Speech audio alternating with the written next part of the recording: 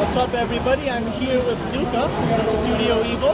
And before we get started, do you pronounce this game Super Kane or Super Kane?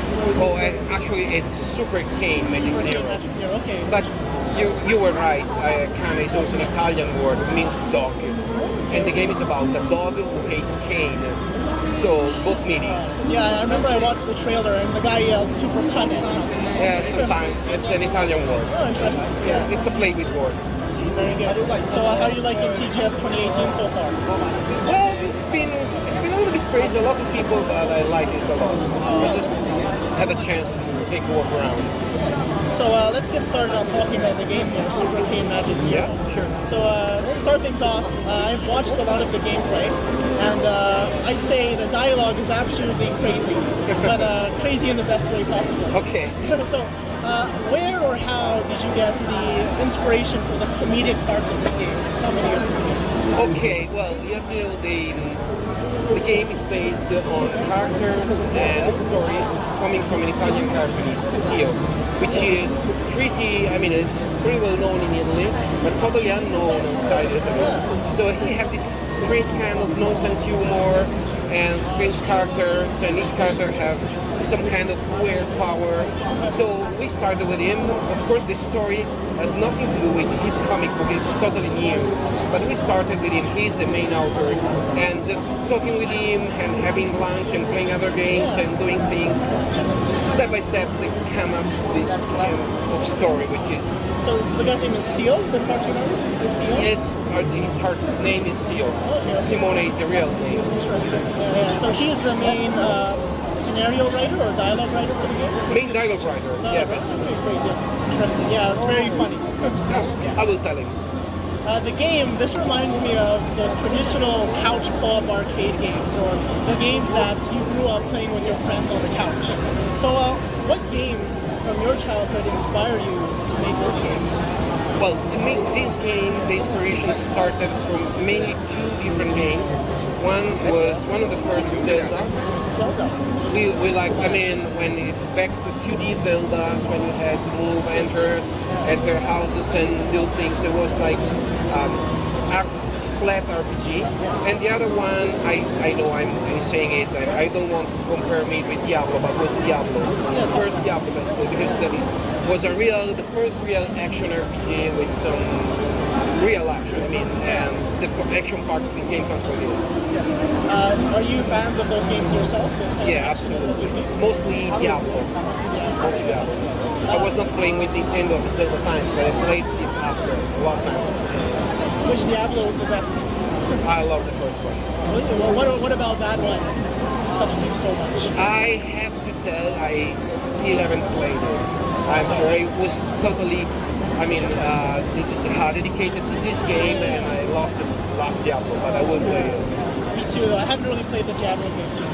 But this game, it reminded me a lot of Castle Crashers, the kind of game you can play together with your friends. And that game was really popular in the West, and I'm sure once this takes off, it will also be very popular. How is your reception in Italy so far? Reception was very good in Italy. We used Italy, we can say, as a soft launch. And Zio is pretty popular in Italy, so his fans came over to test the game, buy the game, or test the game at the first, and they were super happy because they are fans, but still very critical about his work. So it had a good reception, and we got a lot of energy and a lot of ideas from them.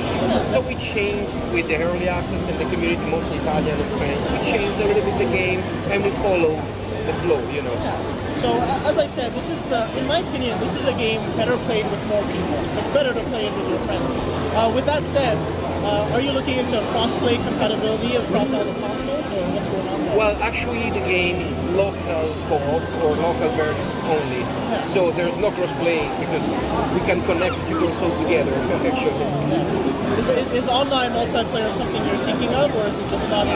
Not now. We'll prefer to add some new part of the story, so new characters, so new arenas.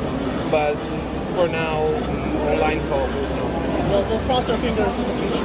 Yeah, maybe. Yeah, definitely. So, when I was young, I grew up with games like Final Fantasy, Super Mario, Pokemon, and I feel like those games really they inspired me and grew me into the person I am now. As a gamer yourself, what games from your childhood were the ones that really changed you? Well, I am a little bit grown up than you, so my favorite all-the-time game designer is Peter Molyneux.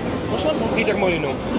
I grew up playing Populous and Magic Carpet, Dungeon Keeper, and then Fable and Black and White. All these games were the inspiration for me to start the career as a video game developer. And of course, a lot of other games like Syndicate or all those old-time games. Also, a totally different kind of game, but they inspired our first game. Psygnosis games or all the Amiga games, like Project X or this kind of games, action games. I love them. Yeah. With you and your team, do you guys play any games together? Yes, of course. What's your barbecue parties, or when you got to meet someone's apartment, we all play. When we play together, we tend to stick to Nintendo usually. So Smash Bros. And Splatoon, or probably Mario Kart is one of the all-time favorites for us. So all competitive, we're very competitive when we play together. Yeah, it's a good team. So I was looking at your website a bit, and it was really surprising because I was looking at the list of the games you put out. So subtitles like The Fading, or Relive, or Cider Arcade. Cider Arcade. These games are all vastly different from each other. Yeah. Almost like not even close. I found that really interesting. So, does your company just develop anything and everything, or are you trying to ground yourself in a specific genre, or what's going on? Okay, well, you're pointing out one of our biggest problems. We love to make games, and we love to make the games we would like to play. That's the philosophy we have. So, I know we'd be smart to, start with some kind of game genre and then stick to it and go on and make new games, but to achieve a better experience. But we really love a lot of different kind of games, and we love to just try out a new genre. When we made a shoot 'em up game, it was pretty successful. It was a good game. Then we moved to a 3D adventure, and then some kind of 2D, or it's 3D, but a 2D action RPG, because it's fun. That's the only motivation. Yes, definitely. And one of the games, I think, Relive, I read that you made that game to kind of raise awareness about CPR and getting people first aid training. Yeah, that is.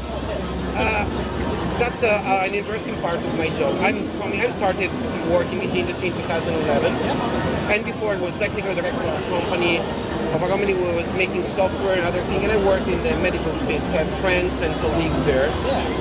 And I love this connection, making games that can help people in some way. So we started to make this game,